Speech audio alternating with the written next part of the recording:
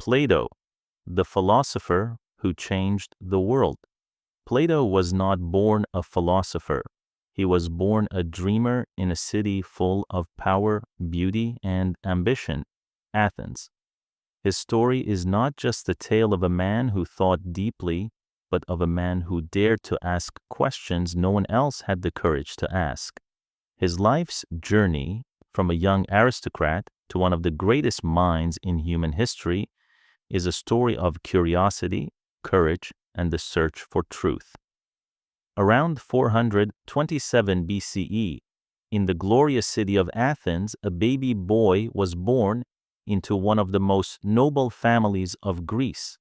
His parents named him Aristocles, but later he became known by a nickname, Plato, meaning broad, perhaps for his wide shoulders or wide thoughts. Athens at that time was the center of art, democracy, and learning. It was a city that admired beauty, wisdom, and honor.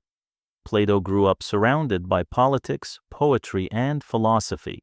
His family expected him to enter politics, as was the tradition among nobles.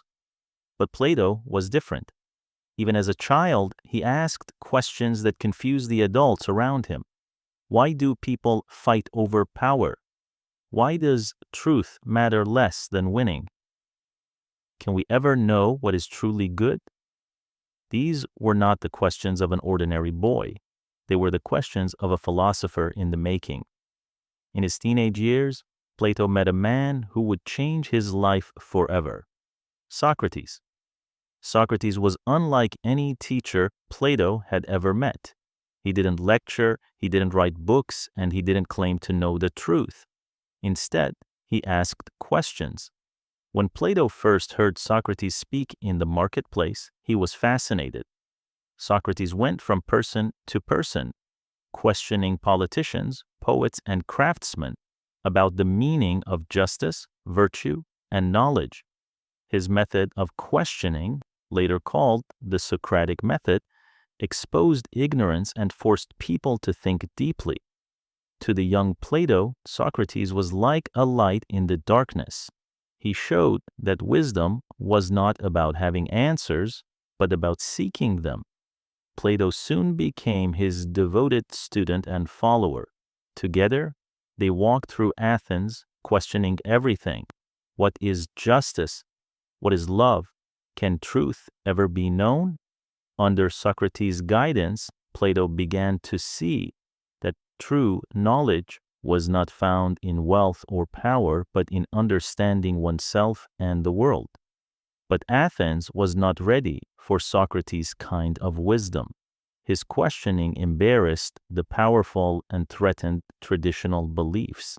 In 399 BCE, the city that claimed to be the cradle of democracy condemned its greatest thinker to death. Socrates was accused of corrupting the youth and disrespecting the gods. For Plato, it was a nightmare. He watched as his beloved teacher drank a cup of poisoned hemlock, calm and fearless. Socrates could have escaped, his students had offered to help, but he refused. He believed that breaking the law, even an unjust one, would harm the soul. As Socrates' final words faded, something was born in Plato, a promise. He vowed to continue his teacher's mission, to seek truth, to challenge ignorance, and to educate others. But he also realized that Athens was not a place for philosophers anymore. Heartbroken and disillusioned, Plato left Athens. For nearly 12 years, he traveled across the ancient world, Egypt, Italy, and beyond. Everywhere he went, he has studied mathematics in Egypt, philosophy in Italy, astronomy in Sicily. He met priests, scientists, and thinkers. Each culture had its own version of truth, and Plato tried to connect them all. Through his travels, he began shaping his own philosophy, a blend of reason, ethics, and a search for a higher reality. One idea began to dominate his thoughts: the world we see is not the real world. True reality exists beyond what our senses can perceive. This became the foundation of his most famous idea, the theory of forms. Plato believed that everything we see in the physical world is just a shadow of a perfect idea. For example, when we see a beautiful flower, that flower is only a reflection of the perfect form of beauty that exists beyond our world. He explained it through the allegory of the cave, one of the most powerful metaphors in history. He imagined people chained inside a dark cave, watching shadows on the wall, believing those shadows were real objects. But if one person escaped and saw the sunlight, he would realize that the shadows were only illusions. According to Plato, most people live in the cave, believing only what they see. The philosopher is the one who escapes, sees the truth, and returns to free others. Around 387 BCE, Plato returned to Athens. He had matured into a great thinker, and his vision was clear. He wanted to build a place where philosophy, science, and art could grow together, a place where minds could question freely. He founded the Academy, one of the first universities in the world.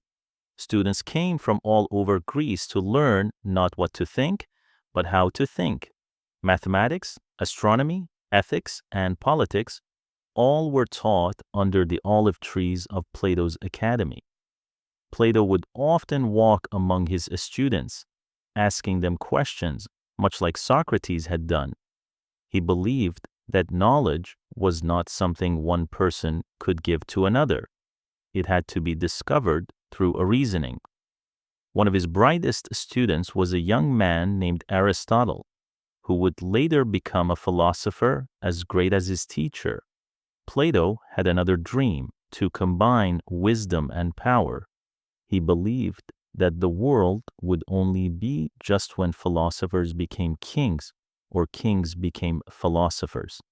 In his famous book, The Republic, he imagined a perfect estate ruled by wise and virtuous leaders, not by those hungry for power. When the ruler of Syracuse in Sicily invited him to teach his son, Plato saw an opportunity.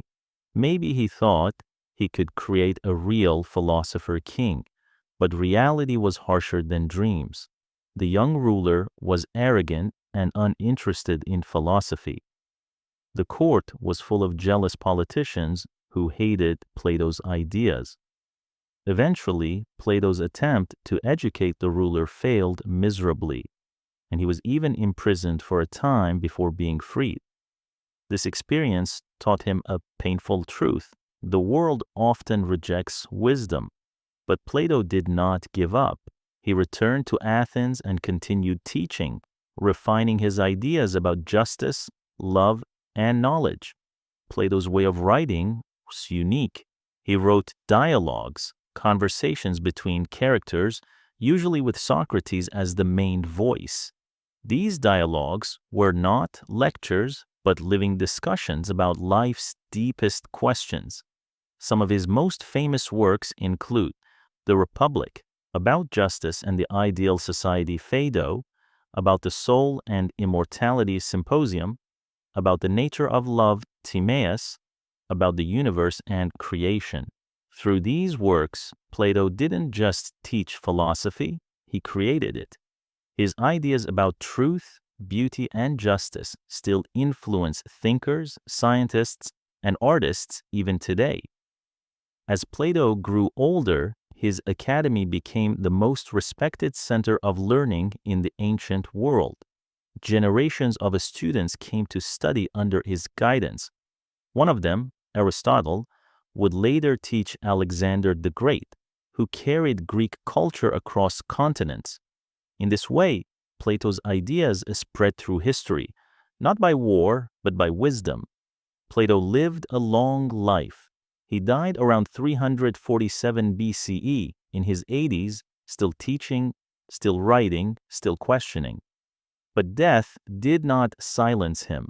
His academy continued to operate for over 900 years, long after the fall of Athens, the rise of Rome, and the birth of Christianity. More than 2,000 years later, Plato's thoughts remain alive. His questions still echo in classrooms, universities, and even in our personal lives. When we wonder what is true, when we ask what is justice, when we think about what makes life meaningful, we are following the path Plato began. His belief that truth exists beyond appearances laid the foundation for modern science. His vision of education as a search for truth shaped universities. His idea of justice inspired democratic values around the world. Even his cave allegory reflects our modern struggle with illusions in media, politics, and society. Many of us still live in that cave, seeing shadows on the wall. Plato reminds us to seek the light, no matter how painful or difficult it may be. Plato never claimed to have all the answers. In his dialogues, Socrates often ends without a final conclusion. Why? Because Plato wanted us to continue thinking. He believed that learning is endless, that truth is not a destination, but a journey. That is perhaps his greatest gift to humanity, the courage to question. In one of his writings, Plato said, "The unexamined life is not worth living." To him, philosophy was not about abstract theories. It was a way of life, a discipline of the mind and soul. It meant living with awareness, honesty, and curiosity.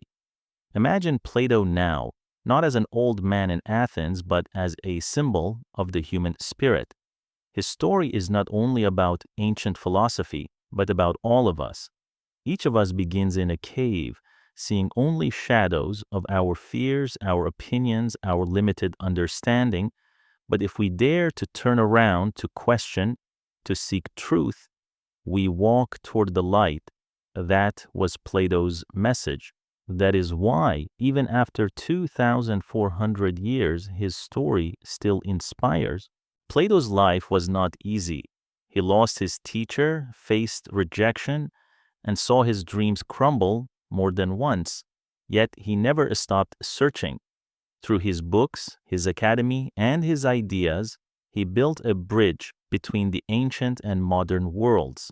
Every time a student asks why, every time a thinker challenges the ordinary, every time a teacher guides others toward understanding, Plato lives again. In the end, Plato was not just a philosopher.